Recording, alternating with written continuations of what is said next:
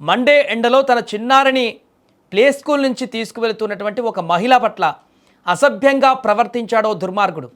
వెనక నుంచి వచ్చి మహిళ దుస్తులను పైకి లేపుతూ అత్యంత నీచంగా ప్రవర్తించాడు ఆ వ్యక్తి.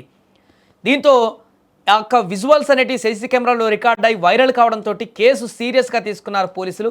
వెంటనే నిందితుడిని ఇప్పుడు పట్టుకున్నారు. నిందితుడిని పట్టుకునేందుకు ప్రత్యేక బృందాలను రంగంలోకి దించారు. ఘటన జరిగిన అల్కాపురి టౌన్షిప్ పరిసర ప్రాంతాలలోని పలు సీసీటీవీ కెమెరాల ఫుటేజీలను పోలీసులు క్షుణ్ణంగా పరిశీలించారు. సీసీటీవీ విజువల్స్ సాంకేతిక ఆధారాల విశ్లేషణ సహాయంతో నిందితుడిని వడ్డే నాగరాజుగా గుర్తించారు.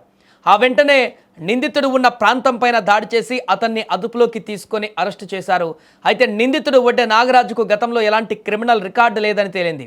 ఈ సందర్భంగా పోలీసులు మాట్లాడుతూ నగరంలో ముఖ్యంగా ఐటీ కారిడార్ శివారు ప్రాంతాలలో మహిళల భద్రతా విషయంలో తాము ఎట్టి పరిస్థితుల్లోనూ రాజీ పడబోమని స్పష్టం చేశారు.